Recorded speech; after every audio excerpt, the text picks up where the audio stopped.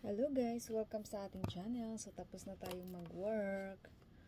So mag-record muna tayo. So ito ay yung vlog natin or yung video natin ay patungkol sa pag-tighten ng Finland. Talagang ano nito, ang talagang maapektuhan yung mga immigrants like me or mga kababayan natin. Or nag-tighten na sila kasi ika naman inaabuso na ang ating gobyerno. I mean yung mga suporta ba, 'di ba? So ang maapektuhan dito lalo yung mga low salary income like cleaner, mga huibabustaya or yung tawag natin care assistant, caregiver, or practical nurse. So ngayon, meron tayong news na kababayan natin na doon sa early news. Yun yung radio nila dito. So, meron tayong kababayan na kakarating lang last year at iniimbitahan nila or niya yung pamilya niya.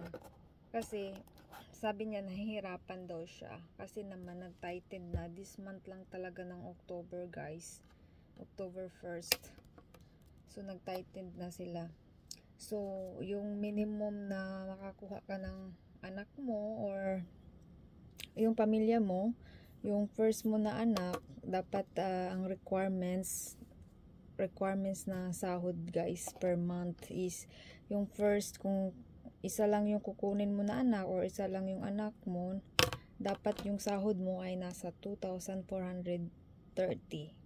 So pag dalawa naman ang kukunin mong anak, padalhin mo dito kasi dito naman nirahan, so ang requirements naman na salary ng per month is 2,910.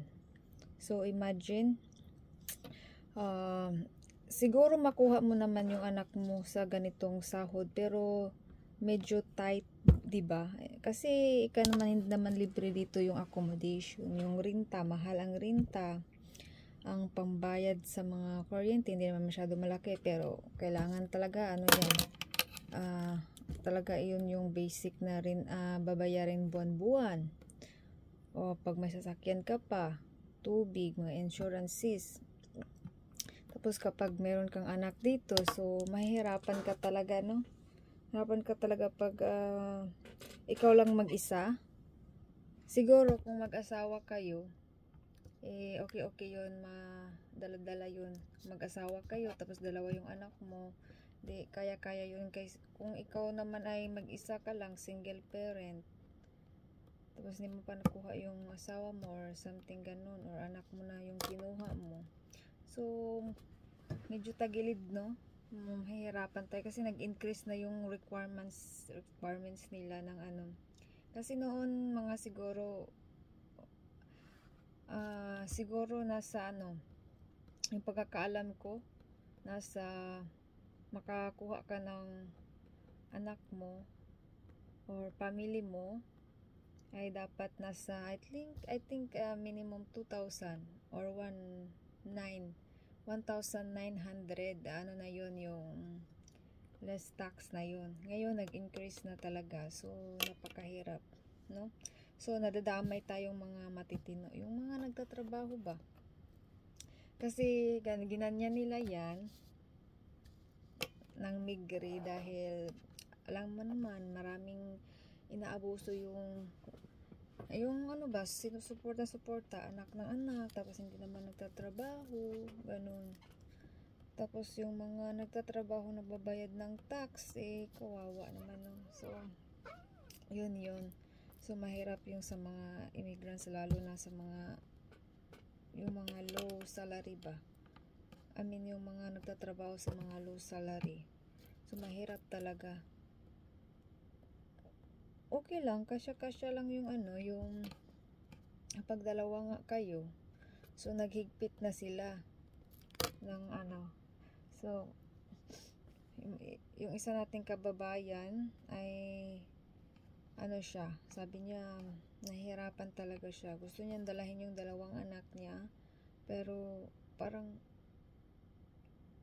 hindi masyadong parang may kunting ano ba, pero kaya naman daw niya, pero talagang tudo kayod talaga, no, para makuha.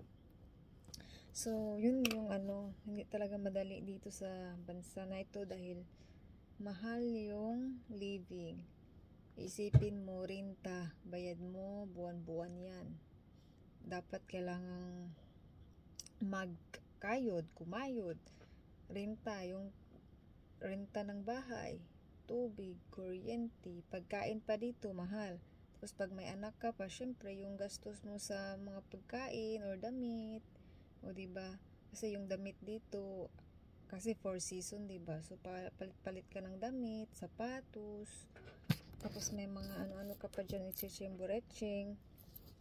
So mahirap talaga. So ngayon naghigpit na talaga sila, kasi yung iba naman tudo hingi or anak ng anak, hingi ng mga suporta ba, di kawawa tayo. Tapos nag-ano na sila, ano ba yung sasabihin ko, nahigpit na talaga sila dahil marami nga ang mga alam niyo ba yung mga walang mga document, mga refugees, ganun, marami na dito, kaya ganun, naglilimit na kung ilan lang yung dapat i-accept. Kaya ngayon yung mga at saka ano pa, naghihigpit na rin sila sa tawag nito, sa pag apply ng citizenship. Tinaasan nila yung requirements ng citizenship.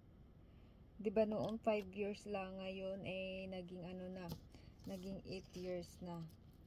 Pwede ka naman maka-apply ng 5 years. I mean, yung 5 years na sinasabi ko, yun yung 5 years na nakatira ka talaga dito sa Finland straight. Tapos 5 years yun, tapos pwede ka na mag-apply ng citizenship kapag meron ka ng language certificate, tapos may work ka na. So pwede ka mag-apply ng 5 years noon. Pero ngayon, pwede ka rin mag-apply ng 5 years kapag, exception doon, may asawa kang Fin, or may anak ba, o anak, or partner na Fin, tapos may work ka. So yun, pwede ka maka-apply ng 5 years. The rest, ngayon na bagong ano na patakaran, 8 years na. Example, wala kang asawang Fin, tapos work ka lang, meron kang language, pero pag wala ka daw, tawag nito, 8 years daw yun. So talagang hinigpitan daw nila, kasi may limit sila kung annually, kung ilan ang dapat i-limit nila. Example, 11,000 people, anak, ganun.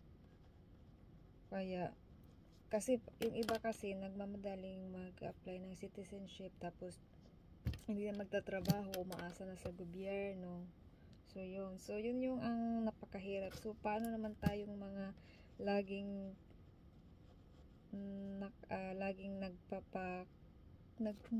nagpapapagod, nagpapagod ba, always nagpapagod, nagtatrabaho, nagbayad ng buwis, o diba?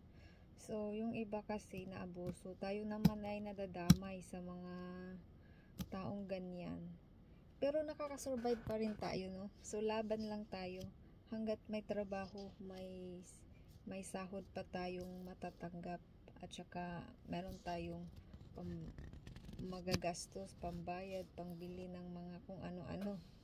So yun lang ang update ko sa inyo, guys, yung bagong law ng or requirements ng immigration kapag magkuha ng kapamilya sa Pinas or kahit saan, basta pamilya mo or mag-imbitahan mo ditong tumira. So may requirements na sila na amount na per month, kasi parang hindi na tayo aasa daw sa gobyerno.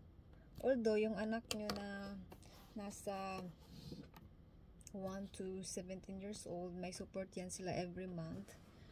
So how much yung mga maraming nag-anak-anak dyan na hindi nagtatrabaho, so maraming talaga, asa lang sila sa gobyerno. Tapos at saka yung unemployment pala ay binabaan na nila, kinakaltasan na nila, tapos dinagdag nila doon sa anak na per month, I mean sa suporta ng anak na per month, yun. So kaya ganun, so kinaltas yung unemployment na di ko alam kung magkanong amount ang kinaltas, kasi dito pag wala kang work, unemployment, meron kang matatanggap, tapos kinaltasan na yun, tapos yung kaltas na yun ay dinagdag doon sa support ng mga bata, so which is naman, para siguro talagang magpursigi yung mga taong umaasa lang, yung walang mga trabaho ba, magpursige maghanap ng trabaho, ganun. So yun lang ang ating update, guys. See you, bye bye.